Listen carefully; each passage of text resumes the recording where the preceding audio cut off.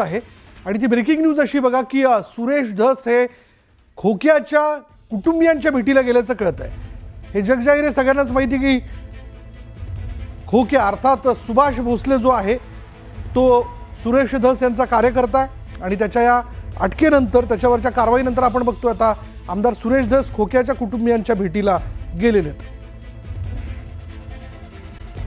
खोक्याच्या कुटुंबियांच्या भेटीला दाखल झालेले आहेत। आपण थेट दृश्य बघतोय।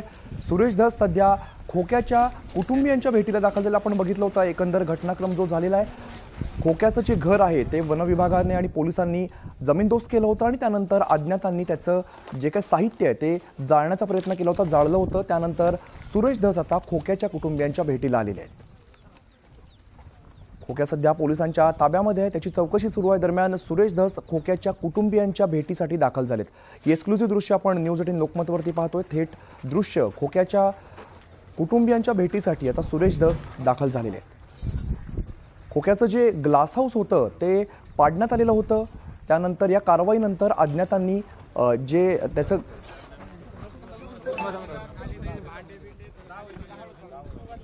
सुरेश जाधव आमचे प्रतिनिधी अधिकची माहिती देत आहेत। सुरेश, काय नेमकी माहिती आहे? सुरेश धस सध्या खोक्याच्या कुटुंबियांच्या भेटीला पोहोचलेले आहेत। सुरेश धस हे आता खोक्याचं ज्या ठिकाणचं घर वन विभागाने उद्ध्वस्त केलं होतं त्या ठिकाणी पोहोचलेले आहेत। विशेष म्हणजे या अगोदर जर आपण बघितलं तर खोक्या हा माझा कार्यकर्ता आहे असं देखील त्यांनी कबूल केलेलं होतं आणि त्यानंतर जे वन विभागाने कारवाई केली आणि कारवाई केल्यानंतर या ठिकाणी महत्वाचं म्हणजे काही दाखवण्याची देखील घटना घडली होती। महाराष्ट्र त्याच कुटुंबाची आता सुरेश धस भेट घेत आहेत।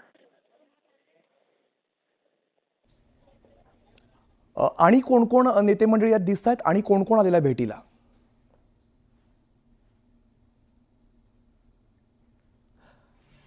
सुरेश, आणि कोण दिसतं या ठिकाणी? नेमकं कोणाकोणाची यात भेट होती? तर आपण पुन्हा एकदा जी दृश्य बघतो त्यामध्ये सुरेश धस सध्या खोक्याच्या कुटुंबियांच्या भेटीला आलेले आपल्याला बघायला मिळत आहेत। माध्यमांची सुद्धा मोठी गर्दी या ठिकाणी बघायला मिळते। खोक्याचं जे ग्लास हाऊस आहे ते पोलिसांनी कारवाई करत पाडलेलं होतं।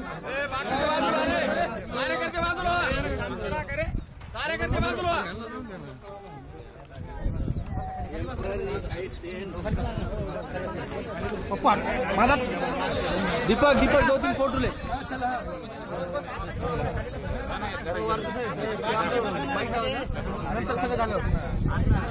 कोणी माझ्या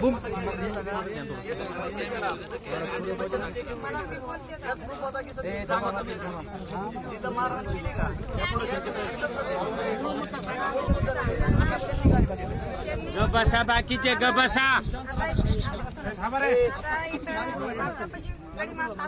आता पहिले इथं आले दिलीप ढाकणे आणि महेश ढाकणे दोघं जण पहिले खूप गाणे बोलायचं आणि त्यांनी इथं डुकराला म्हणून ते म्हणले आम्हाला डुकरं त्रास देतात म्हणून मुलीला ते घेऊन गेले, या म्हणून लावा तुमचा धंदा आहे बाबा, आम्हाला खूप खूप त्रास देते, ते घेऊन गेले।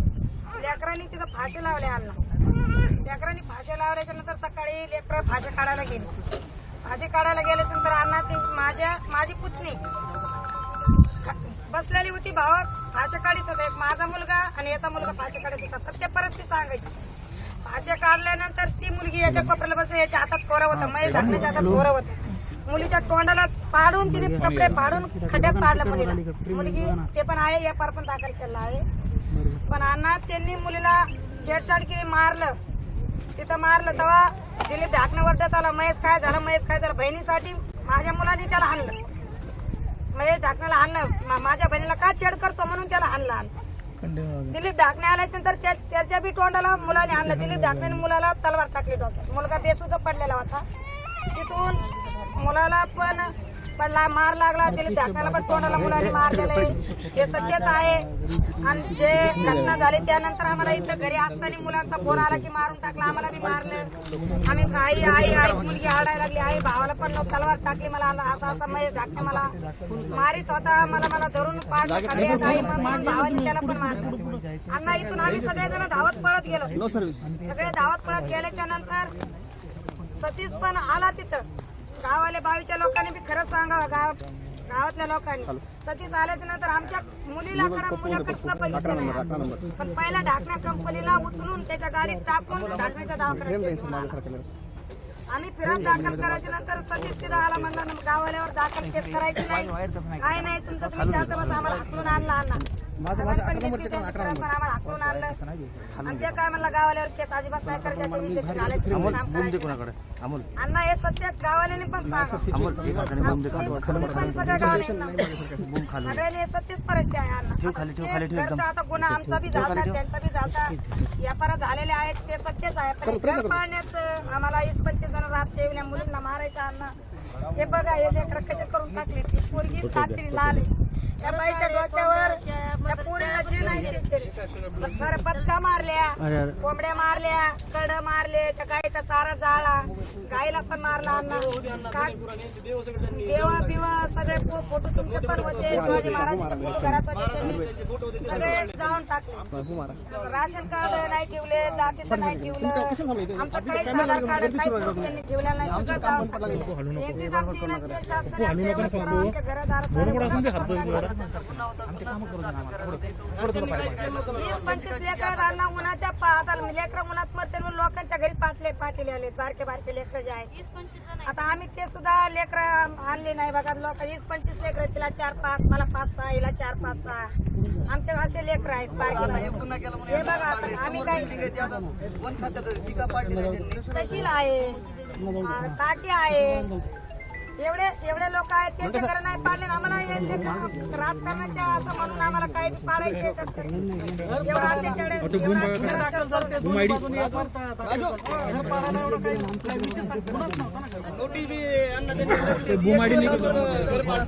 नोटीस आम्ही घेतलीच नाही आम्हाला माहितच नाही आम्ही इथं नव्हतं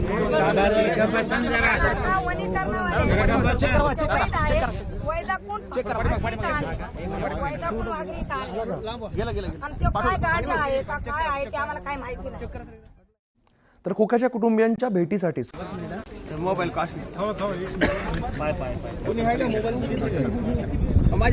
अण्णा नेमका तुम्ही भेट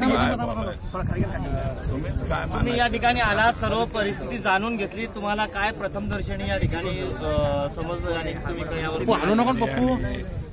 त्याला किती मोठा गुन्हा केला किती मोठा पैशावाला केला आता त्याचं बघा 100 वर्षापासून ते इथं राहत त्याचं घर पाडलं